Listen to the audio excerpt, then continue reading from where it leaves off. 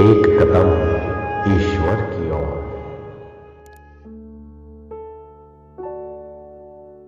निर्वाण प्रकरण उत्तरार्ध 124वां सर्ग। एक जीव का देह भेदों से विभिन्न व्यवहार का समर्थन पूर्वक द्वीपों में विभिन्न शैलों में विपश्चितों के विहार का वर्णन। चारों विपश्चितों की एक ही देह थी और एक ही जीव था। ऐसी अवस्था में उनमें भिन्न भिन्न इच्छाएं कैसे हुई? श्री रामचंद्र जी ऐसी शंका करते हैं। श्री रामचंद्र जी ने कहा, गुरुवर, एक साक्षी चैतन्यमय तथा एक ही शरीर के चार विभाग होने से एक शरीर वाले वे सब विपश्चित जिनका एक ही जीव था, जीव भेद के बिना एक ही समय विविध इच्छा वाले कैसे हो गए? एक जीव की भी अविद्यावश स्वप्न में नाना शरीर कल्पना देखी जाती है और उनमें शत्रुता, मित्रता और उदासीनता की कल्पना होने पर विभिन्न इच्छाएं दिखाई देती है तथा सर्ग के आदि में ब्रह्म रूप जीव में जागृत अवस्था में भी नाना शरीर कल्पना रूप कर्म ही है। अतः सब कुछ संभव है। इस आशय से श्री वशिष्ठ जी उत्तर देते हैं। श्री वशिष्ठ जी ने कहा, हे श्री राम जी, जैसे स्वप्न अवस्था में चित्त अपने में ही गिरी, समुद्र, नदी आदि के रूप से नाना सा होता है, वैसे ही केवल साक्षी चैतन्य घनाकाश सर्वव्यापी अनाना अर्थात अखंड ब्रह्म ही मायावश नाना सा अर्थात भिन्न सा बन गया है।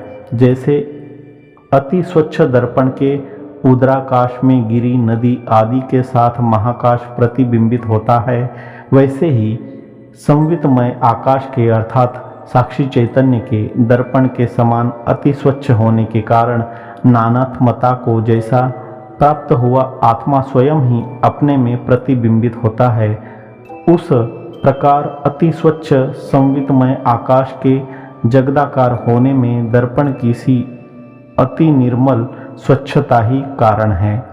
जगत भी वस्तुतः चित ही है, उससे अतिरिक्त कुछ नहीं है।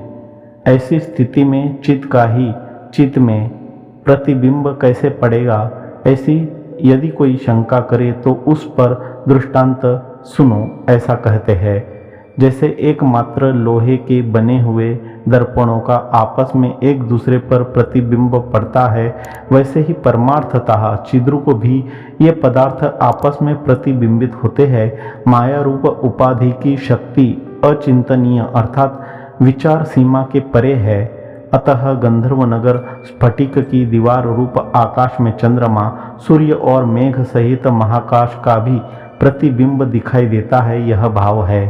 अतएव अध्यस्थ भोग्य जगदाकार ब्रह्म विषय और इंद्रियों का संयोग होने पर बुद्धि अवच्छिन्न जीव के प्रति अप्रिय विषय भोग के आकार से प्रतिबिंबित होता है, ऐसा कहते हैं। इसलिए जब जिसकी जो भोग्य वस्तु एकमात्र चिद्घन स्वभाव होने से इंद्रिय सन्निकर्ष को प्राप्त होती है, बुद्धि में प्रतिबिंबित होती है, उस वस्तु से वह उसके भोग के लिए समर्थ होता है। यदि भोग्य वस्तु बुद्धि में प्रतिबिंबित न हो तो भान ही न हो, यह भाव है। एक ही वस्तु नाना और अनाना दोनों हो, यह विरुद्ध है। माया द्वारा भी वह नाना और अनाना कैसे होगी? इस पर युक्ति कहनी चाहिए। ऐसा कोई कहे तो उस पर कहते हैं, यदि नानात्व मात्र का निषेध किया जाए तो यह अनाना अर्थात नियत एक रूप ही है। यदि नाना रूप का निषेध न किया जाए तो नाना भी है और अनाना भी है। वास्तव में तो न नाना है और अनानात्व धर्म का भी निषेध होने के कारण न अनाना ही है, तथा अनानात्व धर्म का निषेध होने से नाना भी हो सकता है। यही नाना और अनाना के अविरोध में युक्ति है। इसी कारण विपश्चितों के नाना दिशाओं में भोग योग्य पदार्थों के एक ही समय भोग देने वाले कर्म का परिपाक होने पर एक ही देह चार प्रकार की हो गई तथा तत्त देश के विषयों का तत्त बुद्धि में प्रतिबिंब भी पड़ गया, इस आशय से कहते हैं।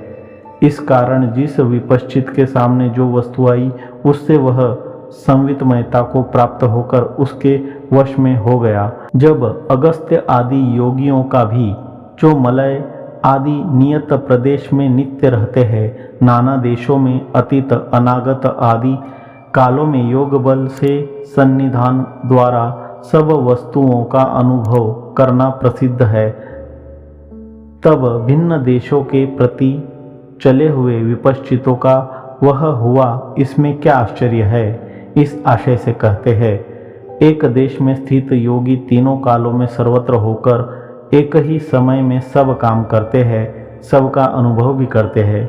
विभिन्न विभिन्न प्रदेशों में एक ही समय में एक ही भिन्न क्रियाकारिता में तत्त देशों में व्याप्ति ही उपयोगी है, जीव भेद का कोई उपयोग नहीं है, ऐसा कहते हैं।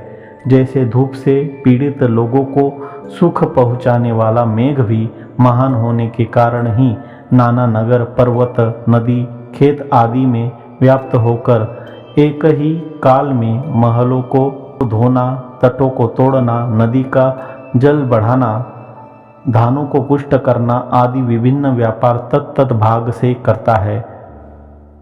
तद अभिमानी जीव अर्थात मेघ का अधिष्ठाता जीव भी मैंने ये क्रियाएं की ऐसा अनुभव करता है, वैसे ही यहाँ पर भी उपपत्ति समझनी चाहिए। यह भाव है, अणिमा आदि ऐश्वर्य की प्राप्ति से ईश्वर तुल्य हुए योगी एक ही समय में असंख्य कर्म पूर्ण जगतों का निर्माण करते हैं और उनका अनुभव भी करते हैं।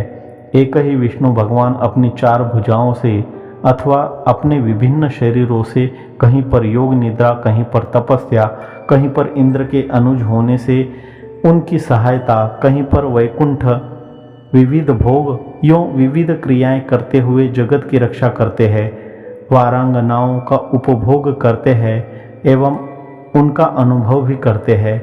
अनेक भुजाओं वाला पुरुष दो हाथों से जब दो वस्तुओं का ग्रहण करता है, तब फिर अवशिष्ट अनेक बाहुओं से उसे सदा संग्राम करना पड़ता है।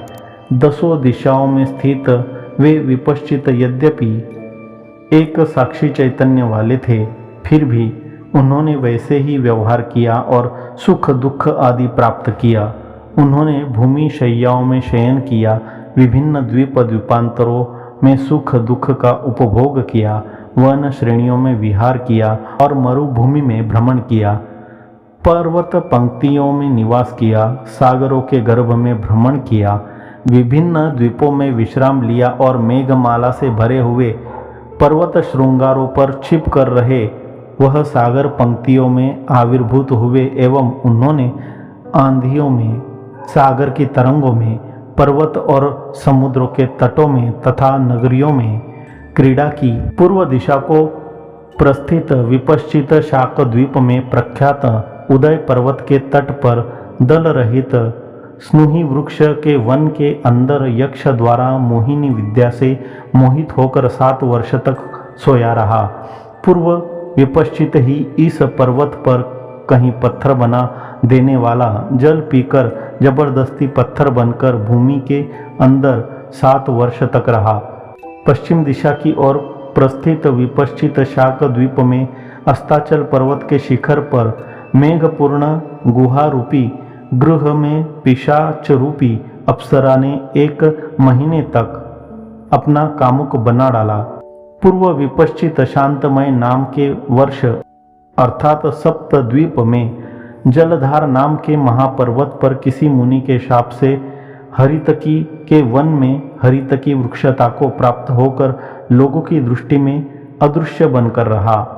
शिशिर नाम के वर्ष में रैवत नामक पर्वत पर पूर्व विपश्चित यक्ष के वश में पड़कर 10 रात्रियों तक सिंह हुआ। यहाँ पर पिशाचों की माया से छलित होकर सुवर्ण पर्वत अर्थात सुमेरु आदि की गुफाओं में मेंढक बना हुआ वह 10 वर्ष तक रहा। उत्तर की ओर प्रस्थित हुआ विपश्चित कौमार वर्ष में पहुंचकर शाक द्वीप में नीलगिरी के तट पर अंधे कूप में अंधा मेंढक बनकर 100 वर्ष तक रहा। पश्चिम की ओर चले हुए विपश्चित ने मरीबक वर्ष में विद्याधरता प्राप्त कराने वाली विद्या से 14 वर्ष तक विद्याधरता प्राप्त की। जिस वस्तु का अवलंबन कर उसने विद्याधरता प्राप्त की उसे कहते हैं। सूरत में होने वाले परिश्रम से श्रांत भगवान शिवजी की अत्यधिक शोभा से चंचल अंगों के क्रम से उत्पन्न हुए स्वेद बिंदुओं से सम्मिश्रित तथा इलायची की लताओं के आलिंगनों से सुगंधित तटवन की वायु का अवलंबन कर उक्त विपश्चित ने विद्याधरता संपादित की।